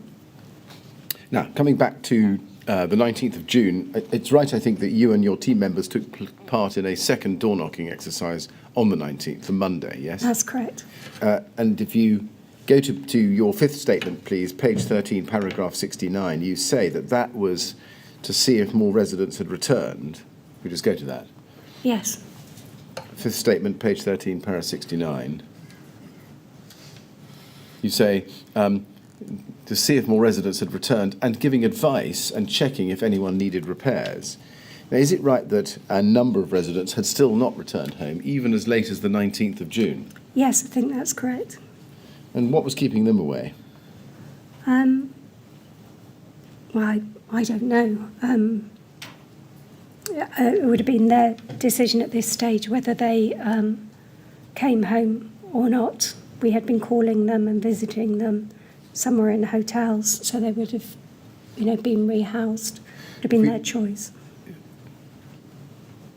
Right. If we turn the page to page 14, please, paragraph 72, you say there, National Grid were on site and we did a door knock with them, offering temporary cooking facilities for residents who did not have access to gas. Is that the same door-knocking exercise that you've just told us about? Or was there a third door-knocking exercise with National Grid? Oh, there were lots of different door exercises. So there was one with National Grid to provide cooking, temporary cooking facilities. So that's, little plates. And then there was several trips needed to, several communications with residents and visits to the properties to deal with reinstating gas mains. So they wanted to make sure that the gas was turned off in properties before they turned the gas on, and then after they turned the gas on, they wanted to check that everything was okay in the property. So we had to make arrangements with residents to get them either to the property or we had to access those properties if we couldn't. So, just to understand part of that last answer, was you call them little plates, the little electric plates? Yeah, for cooking. For cooking, yeah, and they were delivered in the first couple of days. So before the Monday, cooking facilities were made available to residents in the walkways where we could get hold of them. The issue with the gas connection, more longer term, was dealt with on the 20th and 21st of June, because I remember being on site again for that. And I think washing facilities for those residents were also available at the Westway, yes? Yeah, so we'd communicated that very early on that Westway was the place to go for washing facilities. That had been one in our first communications. And were the facilities at the Westway enough for the numbers of residents who were expected to need them for washing? I don't think, yes, I mean, I don't know. They were what we had available. I'm sure residents were using other sources and other means as well. And if you turn, please, to page 15 of this statement, paragraph 78, you say there that on the 20th of June, you continued door knocks, and you say you did further welfare checks to establish if any returning resident required any additional support and to establish those who had returned. Is it right to say that by 20th of June, some residents had still not returned to their properties and we're now at the Tuesday? Yeah. So the 7th day after the fire. Yes? That's correct. And in the next paragraph, paragraph 79 at the foot of your screen, you say, I recall you received some reports from residents at the Westway that the police had been turning away residents returning to the walkways. I sought confirmation from RBKC that there had been no change in the position of people moving back to the walkways, and I emailed the BEC clarifying the list of residents who could and could not return home. Do you know why the police were preventing residents from returning to their homes, despite advice being given before that they could go back? No, I don't know. This happened a couple of times, as I mentioned earlier this morning. I don't know why, but when I was aware of it, I did what I could to communicate the issue back to the BEC and hopefully to the police. Now, in the paragraph at the foot of this same page, paragraph 83, you refer to an email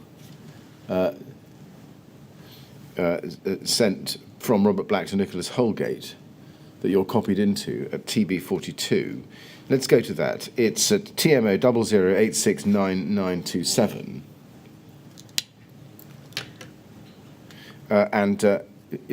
There it is. It's timed at 11:01 on the 20th of June 2017. Nicholas, key points for the meeting.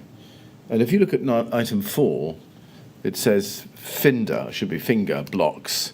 Concern being raised by Councillor Judith Blakeman, JB, and police, who seem to be saying it is at your own risk, which is not helpful. JB asking for a copy of risk assessment, which agreed this. Residents coming back from the homes to Westway because of mixed messages. Were you aware that police were telling residents that if they returned to their properties, it was at their own personal risk? No, it wasn't a helpful communication. Right. We've seen the reference there to Judith Blakeman asking for a copy of the risk assessment. As far as you were aware or knew, had a risk assessment been completed before evacuated residents were advised to return home? I don't know. As I said before, that was a gold group decision. I don't know the detail of what was considered. Right. Do you recall any discussion or any thought being given to having a risk assessment? No, not at this stage, no. Would it be normal to have a risk assessment where you had a mass evacuation for example, a gas leak or a structural collapse of a building? That would have been RBK's role to look at that before they made the decision. But do we take it from your evidence that so far as you're concerned, you never heard about one being done? I don't know, no. Right. Now, we've seen the reference there to residents coming back from the homes to Westway because of mixed messages. Were you aware of residents coming home again and then going back to the Westway because they were receiving mixed messages? So as I've said, I did come across that issue a couple of times, and where I did, I took the appropriate action to raise that with the people who needed to be made aware of it. Can we go back to your fifth statement, please, page 15 now, and go to paragraph 79? And at the foot of the page there, in the penultimate sentence, or penultimate line, second sentence, you say, I sought confirmation from RBKC that there had been no change in the position of people moving back to the walkways, and I emailed the BEC clarifying the list of residents who could and could not return home. I advised that there appeared to be confusion, with residents saying that they had been turned away from their blocks by the police, and I thought it was worth reiterating the position so that this could be passed to the police. Now, did you reiterate the position because you didn't think RBKC or the police were quite clear enough in their own minds about the return of evacuated residents? Well, I didn't think the police were quite clear enough, and I think it was an issue of change of shifts and communication of information. I thought, yeah. Right. And what did you expect the police to do? Well, I expected them to be informed of what the messaging should be and for them to be, continually repeating the same messaging that we all were. Did you take the problem up with RBKC? Well, RBKC are the BEC, or were they the BEC at this time? But I communicated it through the BEC because Did you take them to task? Did you tell the BEC that they had been, or they were responsible for producing mixed messages? I sent them an email. I sent them the details. I told them what I thought should be happening and asked them to communicate. So I think that was clear enough. Right. Well, let's see. I think if we go, please, to TMO 00869936. I mean, could I just add that they were making the decisions about these things? So, it seems strange that they were not understanding them. Yes, they were making the decisions, but you were trying to manage it on an operational basis. So any problems that you had to handle as a result of their decisions, you were free to take up with them, no? Yes? Yes. Yes. Let's look at this email that's now on the screen. This is from you to Rob Shaw at RBKC, 20th of June, 1403. Hi, Rob. Can you please send us a list of residents that you've rehoused from Grenfell and the finger blocks and where they've been placed? We can then cross-reference it with our own records.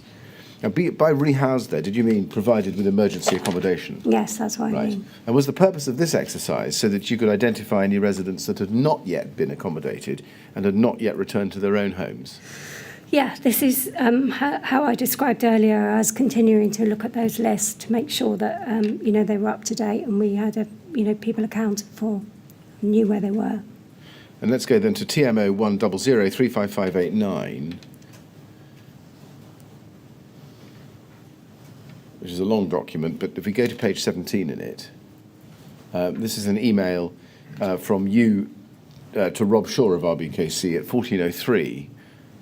On the 20th of June. It's at the foot of your screen, copied to Kiran Singh, and subject list of residents that you've rehoused. And if we turn the page, please, to page 18,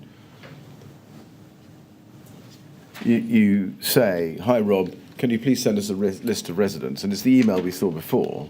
But then if we go back, please, to his reply on page 17, you can see what he says. He says, hello, Teresa. Yes, Mandy gave me a call earlier. We will get this to you ASAP as we are reconciling it now. Kieran, can you confirm that I think that should be Detective Sergeant Brian Jones is genuine? Is he known and has he been checked out? If so, I can send the same list to him. And then if you go up the page, please, to the next page, page 16,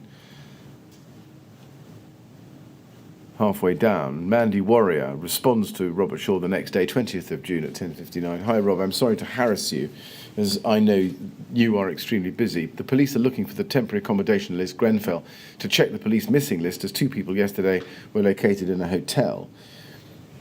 Was it the case at that point, so 20th of June, that RBKC did not have a list of available, a readily available list available to them of residents who had been accommodated as at the 20th of June?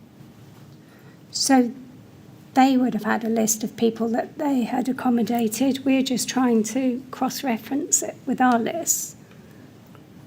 Yes, I understand that, but did RBKC have a readily available list that they could look at so that they could know who and who hadn't been accommodated? By them? By you or them? We wouldn't have accommodated anybody. The temporary rehousing was all done by RBKC. Well, All right, but temporary accommodation could include temporary accommodation at the Westway of evacuees from the finger blocks, no? Yes. So, well, let me ask you: was it your understanding that this subject was only about temporary accommodation of those from Grenfell Tower? Well, this particular thing from Mandy is about Grenfell Tower. Well, it appears to be. Yes. I mean, my question really is. Let me see if I can cut through this. My question really is: as at the 20th of June, to your knowledge, did the council have a list of those people from the finger blocks who hadn't returned home yet, but were still in temporary accommodation? I'm pretty sure that they would have. I can't remember what date it was sent, but we were continually liaising with them. We definitely sent them a list on the 23rd of Grenfell residents that we'd cross-referenced. I can't remember the dates of the last list for the finger blocks, but we kept them up to date regularly with who had returned or not. And did they want their own? Did they want your lists in relation to evacuated properties so that they themselves could identify and cross-refer, so that they would know who needed emergency accommodation? They definitely had our lists. Right, for that purpose, is that right? Well, that was the reason why we were sending them, so that we could be coordinated between Amanda and Laura's section and our department, our organisation. And then if we turn to your fifth statement, paragraph 17, sorry, page 17, paragraph 91, you say there, foot of the screen, after 20th of June, TMO staff and repairs director operatives continue to remain on site to support residents, answer their inquiries and carry out any necessary repairs. Ongoing welfare door knocks in the walkways and phone calls to assess who had returned home and those in a hotel accommodation were made. So is it the case that even after the first week following the fire, there were still evacuated residents who had still not been accounted for?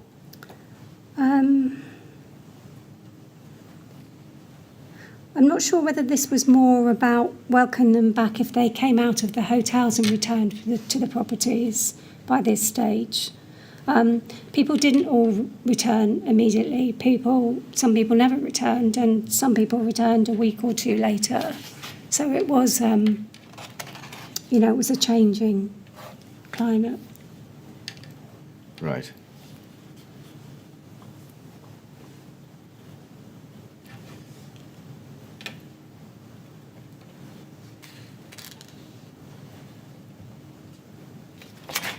Now, if we stick with this statement and look up a paragraph there, you say in paragraph 90 that a letter to residents was in preparation to advise / update on a number of matters. This letter was chased with gold control so we could deliver it that week. It was delivered on the 22nd of June, and you exhibited at TB 52. It's at TMO 00869984.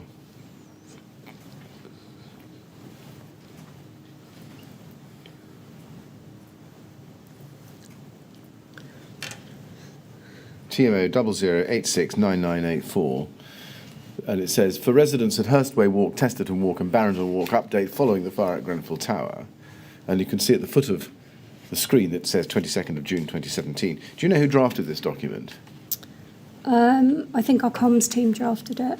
And it provides an update to residents about what the TMO had been doing in the aftermath of the fire, yes? Yes. And yes, why was that information also not available for Treadgold House residents? We did do a separate communication with Treadgold, I believe. I can't tell you on what date, but I do know that we did a letter to them. This was the first written update to residents, wasn't it? Yes, that's right. I think it's correct that there was some delay with this letter being circulated. Well, I think we had been communicating in person up until this point, and yes, it was delivered later than I would have hoped. Right. Why was that? I'm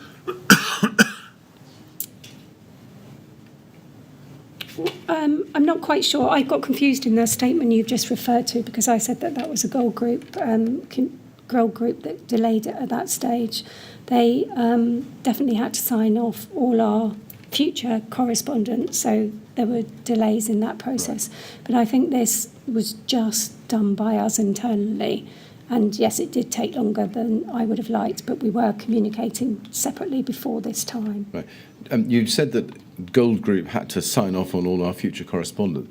Was that the arrangement, that once Gold had come in on the afternoon of the 16th of June, the Friday, you couldn't make any formal communications, at least with residents, without Gold Group say so? Yeah, that's absolutely the case. I prepared a daily briefing, I think, from about of all the key messages, because I wanted to be proactive in terms of telling residents about the complex cleaning schedule that we had, which block we'd be in, which day, what we were doing. And all that had to go through Gold Group. So you see some of that information in the letters that Barry Quirk sent out to residents in July. And then finally, there was another letter on the 27th of July. Who told you that all of your communications with your residents had to be signed off by London Local Authority Gold? There's a direct email. It came to me via Sasha, but it was from Robin Fairman. There's an email directly from her telling us that. Go back to your fifth statement, please, page 18, paragraph 93.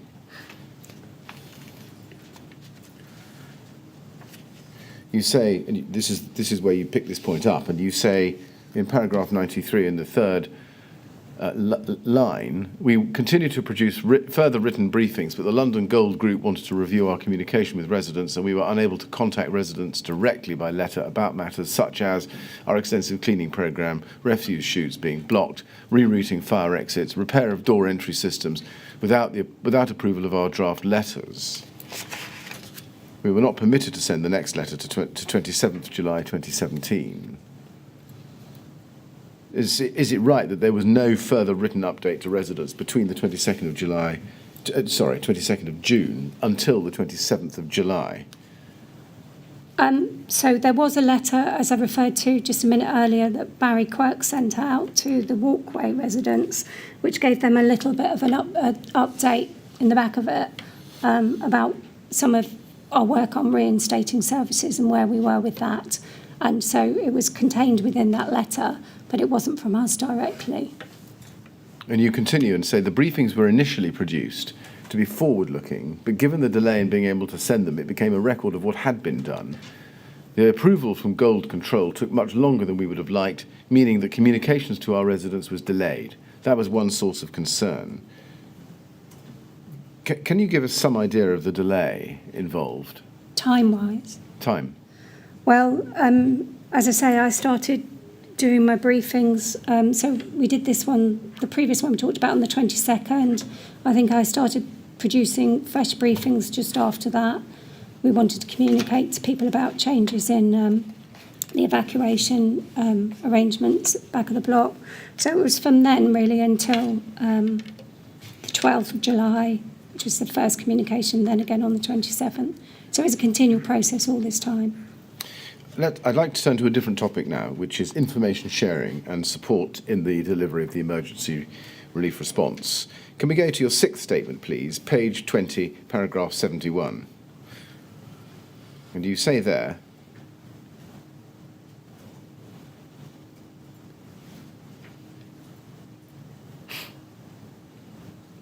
in the fourth line, we also had daily briefings with the team leaders, at least in the initial few days, to share information and the messaging we wanted to give to ensure a good exchange between all front-facing staff. On which day did those start, those briefings? So the first one we had was on the 15th of June, and I held them every day for a while, and then as I moved on to doing the briefings that we just talked about, I got everyone to provide me an update by 10 o'clock in the morning. And then that information was circulated and discussed with our teams. Right. Did you deliver the briefings? Yeah. Yes. And where did those briefings take place?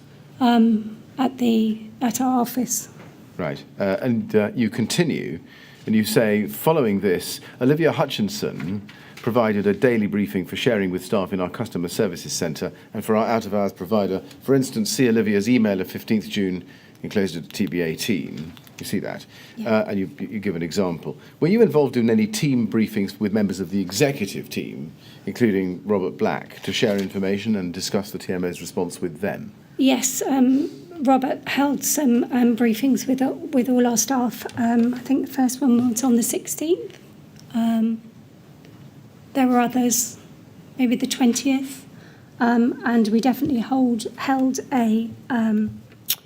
an executive and senior management team meeting before the end of this first week, where we were all sharing information around what we were doing, so everyone was updated on the various work strands that we were doing. If you go to your sixth statement, page 15, back 5 pages, please, paragraph 52, you say there was also, and this is in the last 3 lines, there was also a TMO representative, Robert Black, present at the Gold Group meetings where information was shared and regular updates given on the work we were doing. What process was in place for TMO staff on the ground to update Robert Black in advance of these RBKC Gold meetings? So I think I might have briefed him. I can't remember exactly, but he was asking for updates and we were giving them. So you just looked at an example of an email that he sent earlier, that Robert sent earlier, and that information would have come from Graham and myself on the ground to update him before he went into Gold Group. Right. And how would Robert Black normally share the information that he had received from RBKC Gold Group meetings with you or your team? Probably through, firstly in that executive team meeting that I've just explained with ET and SMT, and then I think we'd have got calls and emails and updates via Sasha, so various different ways, depending on the nature of what it was. And how regularly were you in contact with Robert Black in the first 7 days after the fire? I would say fairly regularly. I can't give you times or dates, but no, I can't give you times and dates. But right. So did you speak to him on the phone, or was it mainly by email? I can't remember. I would imagine it was a variety of things, both phone calls and emails, and of course in person. And as I say, he came to our main office on the 16th and did a presentation to all our staff. So I saw him then. And he did another one a few days after, so... Right. Did you get any support, any actual practical support from the executive team, Robert Black in particular, to help you fulfil the various roles that you had undertaken, your team had undertaken, in the immediate aftermath of the fire?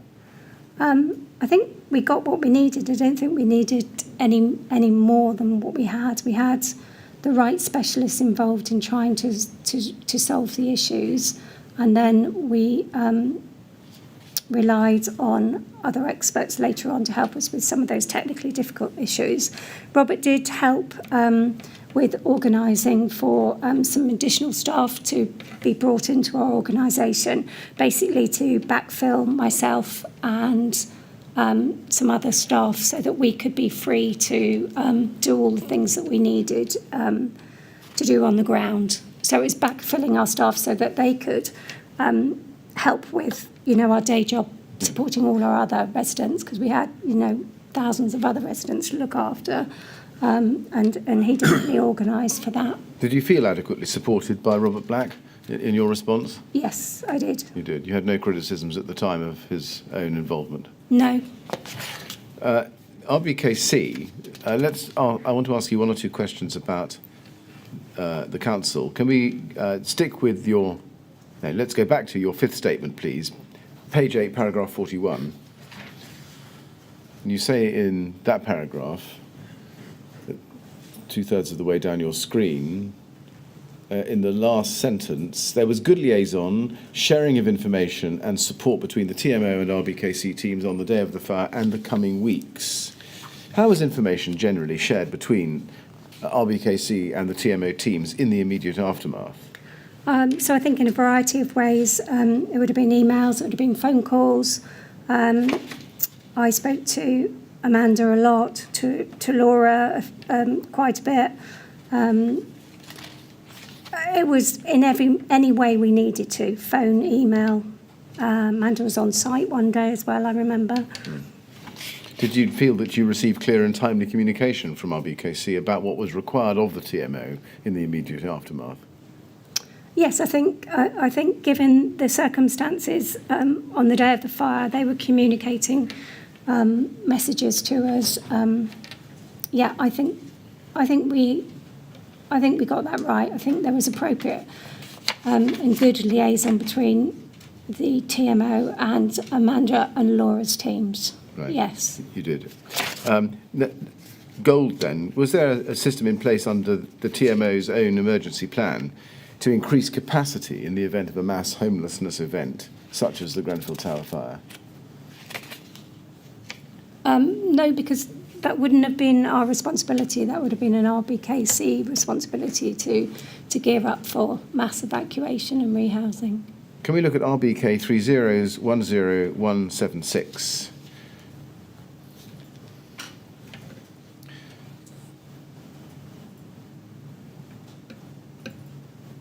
This is an email thread containing an email from Barbara Brownlee, as you can see on the bottom part of your screen, who was at Westminster City Council, which is forwarded through RBKC, through the BEC, to Laura Johnson and Stuart Priestley on the 16th of June at 11:51. And let's look at the message.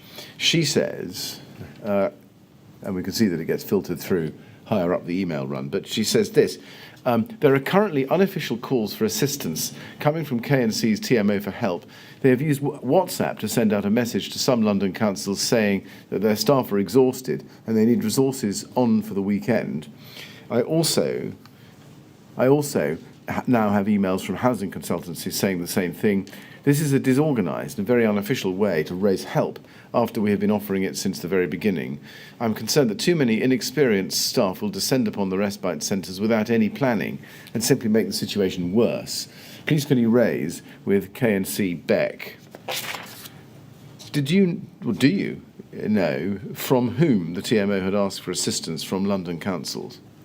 As I said to you just a minute ago, I know that Robert organised for some additional support for us, for staff for the CSE and to backfill myself and some other staff. I don't know how he asked that request. I can't imagine sending out on WhatsApp, but I don't know because I wasn't involved in that. Well, are you saying that Robert Black asked for support or an increase in capacity from other councils? I don't know who he asked. What I am saying is that I know he organised some resources on the weekend after the fire because there were people backfilling myself and another couple of senior management team staff, and we had some additional resources in the customer service centre. And that enabled us to create what we called a Grenfell team so that we could really focus on the work that we needed to do in the weeks and coming months. So, yes, that helped us considerably. Yeah. Let's see if we can just pin this down to a document, because I think we can. Can we? If we look at RBK 40's1923, 40's1923, and let's go to page 2. This is an email run entitled Request for Resources. And in the middle of the screen, here is one on the 19th of June 2017 at 10:45 in the morning from somebody called Radoika Miljevic at Campbell Tickell, who were, I think, management recruitment consultants. And it goes to Barbara Brownlee at Westminster. And she says, we've had a call from the TMO this morning regarding quite a considerable input of staff resources that they are requesting. Some people have not turned up for work today. Whilst we've been looking at how we might backfill the foremost senior posts, at least temporarily, it doesn't seem appropriate to be trying to fill all the other resource gaps appearing, and we assume that in any case this is best done through the command centre. Now, does that relate to what you were telling us earlier about Robert Black seeking additional resources? I don't know whether he contacted Rodrigo. I can't tell you if the two are related. Right. You don't know.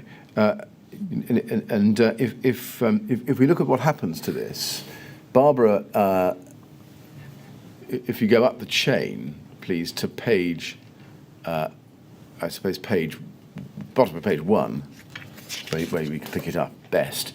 Barbara Brownlee forwards this on to Amanda Johnson at RBKC. Hi both, just to put on your radar, this is at the foot of your screen, that the TMO are requesting resources from specific places, but we need to coordinate this via London-wide. Please will you investigate when you are over there? And you get the reply from Amanda Johnson above that on the 20th of June 2017 at 12:58. Barbara, at this morning's meeting, you explained that resources would not be made available to support the TMO in terms of housing management staff. The TMO is now struggling to mobilise staff to support people back into their homes. I'm clarifying the number of staff that have not attended work today. Staff are extremely frightened, and the lack of staff will significantly undermine our ability to get people back into their homes, accelerating already heightened tensions. The London-wide response has been extremely helpful in supporting RBKC, and I'm struggling to see why this cannot be extended to the TMO, as there is a direct impact on our tenants and staff safety. Please can you raise this with Gold? Were you aware yourself that the London Gold response team was not going to make resources available to support the TMO? I didn't know any of this conversation was going on. Right. And I don't think that I felt under-resourced to do the job either. With the assistance that we did have, I didn't feel that I was lacking. I certainly didn't feel that we had a huge amount of staff who weren't turning up for work. Can you account for how it could be that Amanda Johnson came to the view that the TMO was struggling to mobilise staff? I don't know that. I think we would have struggled had we not had backfills and they were organised by Robert. In that first weekend, so this is after that. Right. But at that point, though, did you feel adequately supported by London Gold? This is the John Barradell team in responding to the needs of the residents. So I think where we needed help from London Gold on technical issues, they assisted. For example, when we had to rebuild the walkways. The fire exits at the end of the block. I was asked to arrange a meeting with someone from London Gold, and those resources were made available to help with that, and that was really helpful. So I think where we needed them, we got them. Right. Turning then to central government, was any support provided to you, the TMO, from central government in the first week after the fire? Do you remember? No.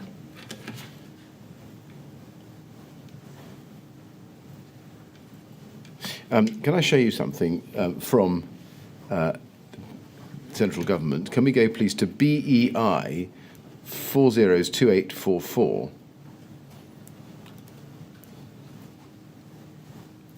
And this is a witness statement from Sebastian Bassett James, who was an official in the BEIS. And if we go, please, to page 12, which is where we are, paragraph 49, he says, my experience of the local government, Kensington and Chelsea, London Borough Council and TMO was less positive. I had significant difficulties in making contact with both local government and the TMO, the latter of which were being asked to provide the first-line response to a tragedy of unprecedented scale. Do you agree with his characterisation that the TMO had been asked to provide the first-line response? Or, in your mind, was it RBKC who was doing that? I think RBKC were to provide the first line of response. I don't know when this was written, but yes. And he continues at paragraph 50. One matter that stood out for me was the response from the TMO. There were roles that we expected the TMO to handle which were not being done. An example is making properties safe for the gas to be turned on. The BEIS team in the Westway Centre were working with the gas network distribution team who were putting the gas back on in individual properties. The team required a locksmith, but neither the BEIS team nor the gas team were assisted by the TMO. Further assistance was therefore needed from DCLG to put pressure on the TMO to take action. Do you agree with any of that? I don't know where that's come from. I told you earlier in my evidence today that I was on site on the 21st of June with the gas people were there, and on the 20th trying to gain access to these properties. So I don't understand where he formed that view from. If we turn back to page 4, paragraph 15 of his second statement, which is this. He says there, whilst BEIS and the TMO both had representatives present at the Westway Centre, the representatives from TMO at the Westway Centre did not have the necessary authority to make decisions, authorise actions, or respond to the queries that the Utilities Coordination Cell sought to address. And then he continues at paragraph 19 on page 5, if we just go to that. He says, at the bottom of the page, I'm sorry, yes, from memory, colleagues at the Westway Centre reported by phone that although there were representatives from other agencies and organisations working together to resolve the gas safety and property access situation, the TMO representatives at the centre were not able to provide answers to our queries or commit resource to resolving actions. Our queries for the TMO therefore went unanswered from the 20th to the 21st of June 2017. Now, I've shown you two passages from this official's statement. First, do you agree that the TMO staff assigned to the Westway Centre did not have the authority to make key decisions and may not have had all of the information to answer queries? It depends what they were being asked, but we had on-call people all the time, and myself and Graham answered. I think Graham got involved in calls from in relation to gas. I can't quite remember. I'm pretty sure that he did. But anyone at the Westway would have been able to contact us, and I would have thought this would have gone through Beck if there was any issues with us not doing what we needed to do at this stage. But I don't understand it because as far as I could see, we responded when we were asked. Do you not recall any instance at all of having your representatives unable to provide answers to BIS's queries or commit resources? I'm sure there were times when they couldn't answer them directly, but I know that they would have contacted an appropriate member of staff, passed on the message, and got a response another way. I don't know in relation to this, but as I say, I would check Graham's statement because I think he was contacted by Tenant. If we look at page 6, please, of this same statement, he explains what the Utilities Coordination Cell's role was there. And in the middle of the paragraph, he says, as we were unable to get answers from or help progress actions through the TMO, we were unable to fulfil our primary role. We could still take steps to assist victims and residents, but could not complete those tasks which were most important to us. In my opinion, this led to the victims and residents being left frustrated for a longer period than necessary. Do you agree, from what you knew and did at the time, that residents were left without information and assistance for longer than necessary?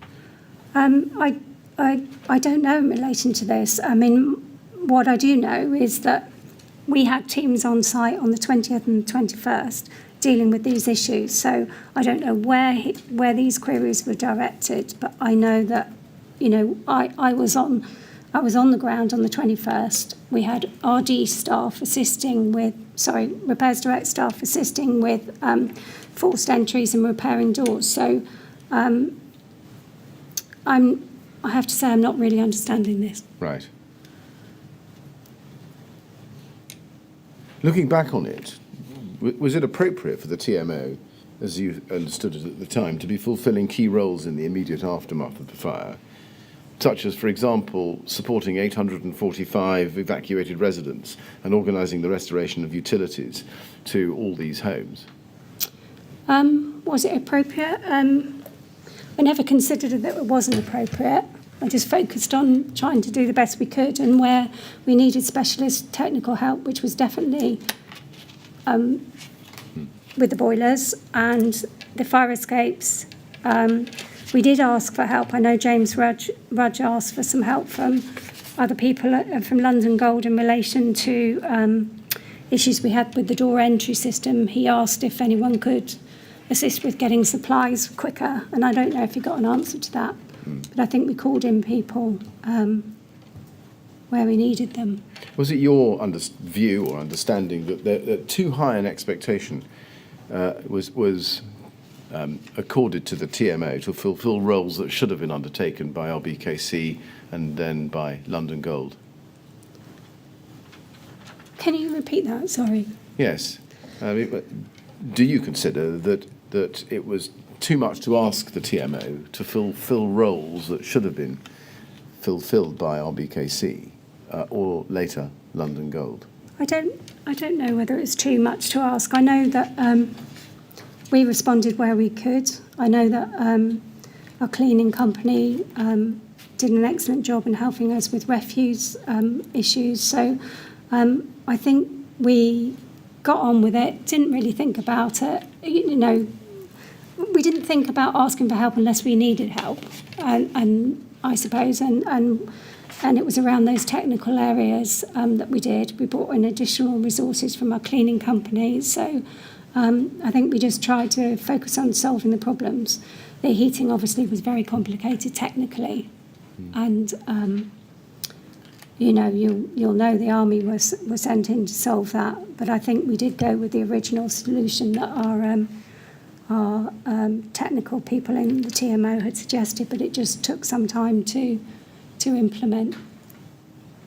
I mean, cutting through this in general terms, given that there was no formal role for the TMO based on the Civil Contingencies Act or the edifice of regulation and guidance, statutory or non-statutory, which sat under it, and given that the RBKC never made a specific request, would it be right to characterise the entirety of the TMO's involvement in the aftermath of the Grenfell Tower fire as voluntary? I don't say. Do you know? I wasn't aware of all the arrangements. You know, the technical, the contingency arrangements at a higher level. I didn't know who was supposed to do what or who was in charge some days. But I did know that we were just focused on what we needed to do to assist in any way that we could. That's what I know.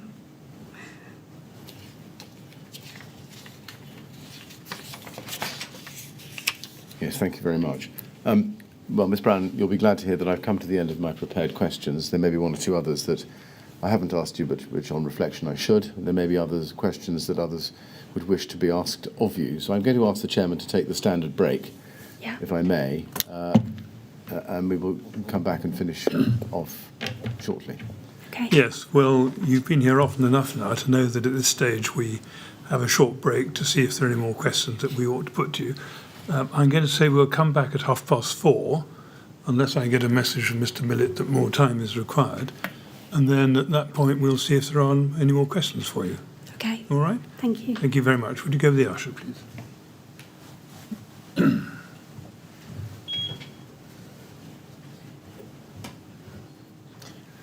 Well, Mr. Millett, we'll say 4:30. If you need more time, Yes. get the usher to come and tell us. Yes, Mr. Chairman, thank you. Thank you.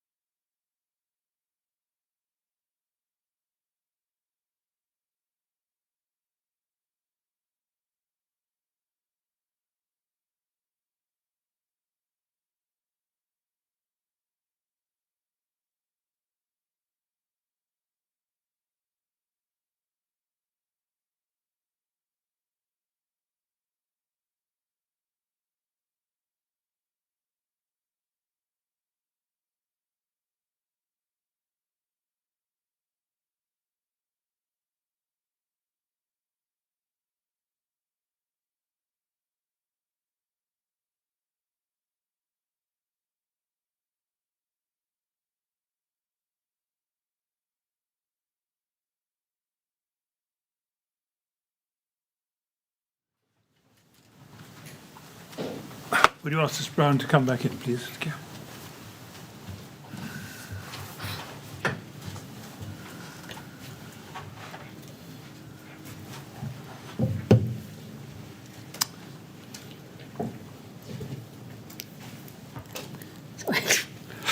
Right, take a moment. All right. Sorted. Yeah. Very good. Well done, Mr. Millett. Any more questions? Yes, I have a few, I think. The first relates to a very, very specific incident. You told us this morning that you sought to supplement the pre-existing list of residents with information collected at rest centres about who were missing. And we saw some of the documents, some of the pieces of paper, the manuscript pieces of paper. I want to ask you about one particular incident, if I may, please. This is taken from the statement of Chanel Spence, who was Gary Maunders' niece, and she was, and he was staying overnight with his friend in flat 161. Now, if we can go, please, to TMO 401657. This is that is not it. That is your statement. If we can go to TMO 401657. Let me show you page 1.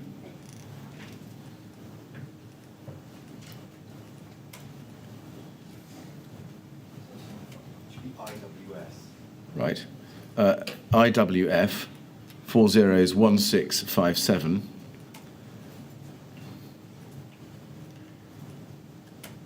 And let's go, please, to... Right. What's the reference? That's the wrong reference, as always. Right. IWS 401657. Okay, this is the second witness statement of Chanel Spence. And if we can go, please, in it to page 3, paragraph 10.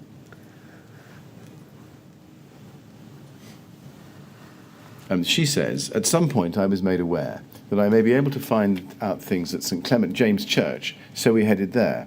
I spoke to someone who I believe was from the TMO. I'm not sure now how I knew this. She was not friendly and seemed to be quite hostile. I explained that I was looking for my uncle, but he didn't live there, but he was staying with someone called Debbie. She said Deborah, and she asked if it was a white blonde lady. I said that I didn't know. She said, almost as if she was recollecting and speaking to herself rather than me, that she knows of a woman called Deborah, as opposed to Debbie, who she used to talk to, and that she lived on such and such a floor. I can't now recall which floor she said. I said I didn't know. I didn't get any further assistance. Now, this was happening at St Clement James Church, which is, I think, where you were. Yes? Yes. Could this have been you to whom she spoke? I don't think so. I don't recall this conversation. Right. I very much, I don't know when it was. No idea what time it was. No, and nor is that clear from the statement. But did you know somebody called Debbie or Deborah in the tower? No. Right. I don't recall this. Right. Do you recall a mixed race woman asking you about a Debbie or a Deborah?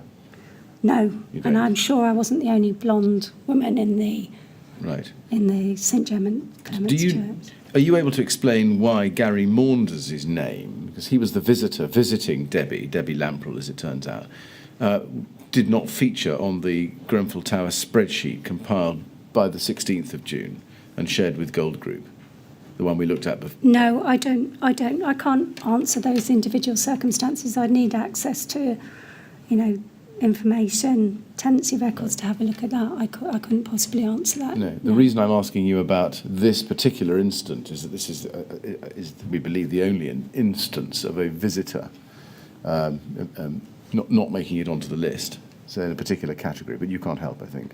I'm sorry, I can't. Right. Can I then take you to another document, which is CLG 405723.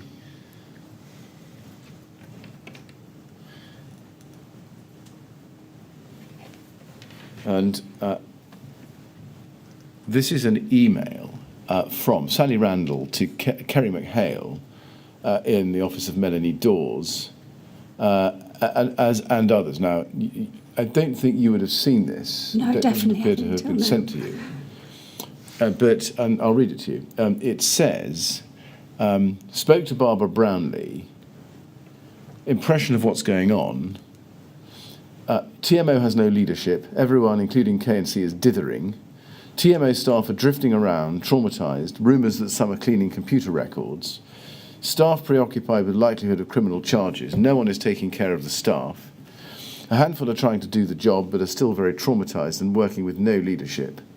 They cannot get reliable information, e.g. on the state of the finger blocks. And that's just a handful of the observations made by Sally Randall in central government, DCLG, to her colleagues, based on what Barbara Brownlee at Westminster had told her. Do you recognise any of these observations? I have no idea what she's based those observations on, so I'm not sure that I could comment. For my part, I didn't feel that people were dithering around. I thought people were incredibly traumatised by what happened. But what I saw in our staff was staff who were focused on getting on with the job, on doing what they could to support people. I don't recall us being dithering or unable to act or cope. And I don't think I think people made judgments, got impressions, and I don't know what they were based on, because I never talked to Barbara Brownlee. I don't know who did. So can we take it from what you just told us that you would reject the accuracy of the impression that Barbara Brownlee had gained in the 5 bullet points I've read to you from this document? Yes, I would. But I would say we won't have got everything right. You will know that. But I can say we tried very hard, and I don't think we were dithering. Right. I think we were focused. We had clear jobs to do. We had an amazingly difficult time to reinstate services on top of dealing with, a huge amount of evacuated residents. But I didn't feel that there was no leadership. I felt our staff worked incredibly hard and pulled together. So you told us you never spoke to Barbara Brownlee. Did you speak to anyone at Westminster? No. Did you have any contact at all with anybody in London Local Authority Gold about what you were doing, about your resources?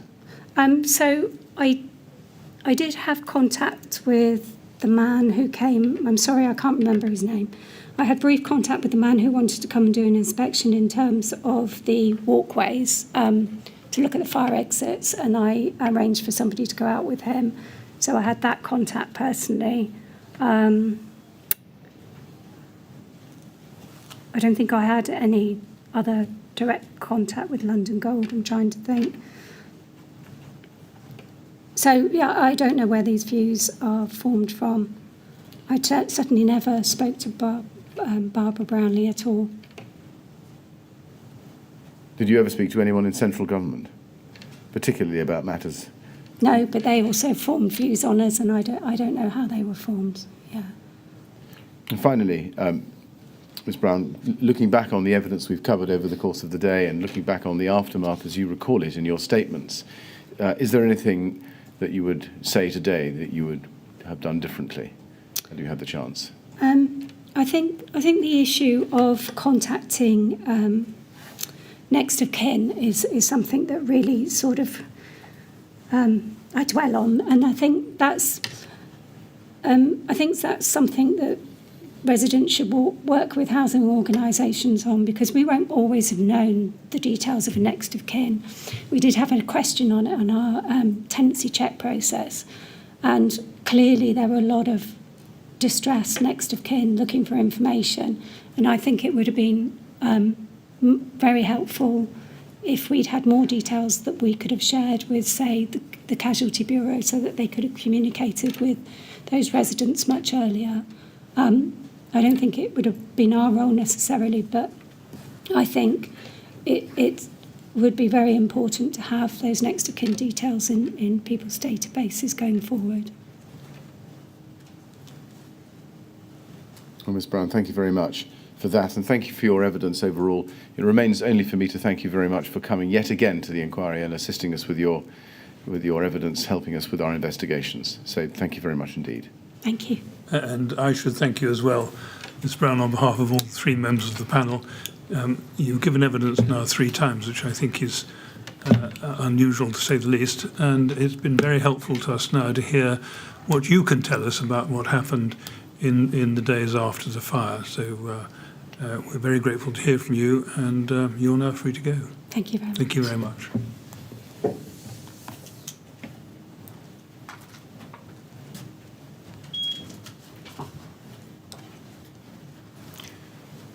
Well, thank you, Mr. Millett. That must be it for today, but we have another witness coming tomorrow. We do, Mr. Robert Black, tomorrow morning. Good. Thank you very much. So we'll adjourn there and we'll resume at 10 o'clock tomorrow. Please. Thank you. Thank you.